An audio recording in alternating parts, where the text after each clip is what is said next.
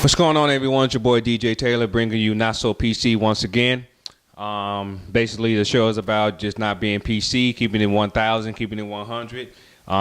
Don't care about if I hurt your feelings. Don't care about if I offend you or whatever the case may be. Just keeping it not so PC. You know, just keeping it 1,000. So therefore, we're not ashamed what we do here. I'm just going to put it like that. Now, one thing that I want to talk about today is my hometown, my city, born and raised, but my team that I always loved is the Chicago Bulls. Now, a couple of different things I want to say about the Chicago Bulls. I don't know exactly what the hell is going on over there, but they all over the place. And here's the thing. They've been all over the place.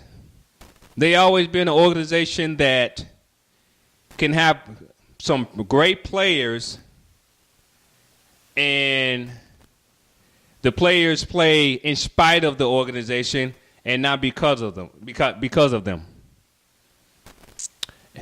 it's not even a long shot, or not even a story that they were not so great, even when they had Michael Jordan part of the Chicago Bulls. This is the same organization that, even though they had Michael Jordan, Scottie Pippen, and a pretty damn good Chicago Bulls team that just won the NBA Finals, I think it was in '91, that were parading about having the rights to Tony Kukoc. Yes, just look it up. Do the research. The same organization that had Michael Jordan, Scottie Pippen was parading about an international player, like he was the second coming or whatever. And just look at the Dream Team. I think it's the 30 for 30 or whatever show, whatever that is, or that was on ESPN or whatever. They talked about it. So I don't know what the hell to say about that. But anyway, the one thing that really pissed me off recently about the organization is one thing. Whatever happened with Derrick Rose or whatever, hey, both sides can be at fault with that. Derrick Rose didn't want to play, it seemed like it, and they didn't want to continue to deal with the BS as far as injury-prone player or whatever. It is what it is. But then you have a player who worked his ass off, who was the 30th pick in the draft. He worked his ass off to be one of the primary defenders on a Tom Thibodeau team, to being a starter, to being one of the top scorers on the team. And what did you do? You trade Derrick Rose, okay, understandable. But the following year could have been his year, could have been his time to lead the team, et cetera, or whatever the case may be. But what did they do? They bring in basically the same type of player that plays somewhat the same position. They bring in a Dwayne Adrian Wade. Yes, I said Dwayne Adrian Wade. They bring him in on a 2-year deal. And why exactly did they bring him in? Let's not fool each other. Don't play with me. He wanted to play for the Chicago Bulls because he wanted that extra $6 or $7 million that he was not getting from Miami. Who the hell are we trying to fool? So this storyline of him wanting to play for his hometown team and whatever, get the hell out of here. So you signed him for a 2-year deal. 2 years! And I can make the argument for the last couple of years, or a year and a half that he was with Miami, the dude cannot play a full season. Okay? He is up there in age now. He cannot do what he used to do.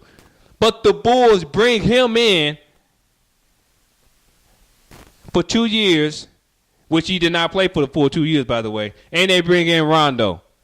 And by the way, I don't know what the hell going on with the league, but Rondo is not a bad guy to me.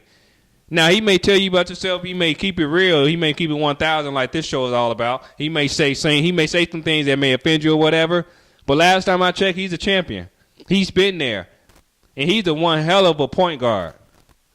He's not going to hold the ball. He's not going to, haul the ball or whatever. He's going to share the ball. He's going to show you. He's going to pass you the ball and go from there. So I don't know why the hell the league just don't like him. Maybe the league just too damn sensitive. I don't know. But either way, I like Rondo. But Dwayne Wade, I don't have a problem with Dwayne Wade. I have a problem with the damn Bulls bringing Dwayne Wade in. So it's supposed to be Jimmy Butler year. You bring in Dwayne Wade. They become close. I get that because they pretty cool, I think, right now as friends or whatever. And you bring in Rondo. Instead of just leaving the team the way it is, building around Jimmy Butler and creating a good team, instead you bring in these old-ass players, and therefore they have to figure some things out. Did they figure some things out? No. What happened? They clashed. They talked about each other. They talked about people quitting. They talked about people not caring. And I don't think they were talking about each other. I think they were talking about the damn coach. And the same coach that's basically the Chicago Bulls got for free. They picked up a college coach that did not win a damn thing because they didn't want to spend the money on other coaches. So that's my problem with the Bulls. They're not consistent.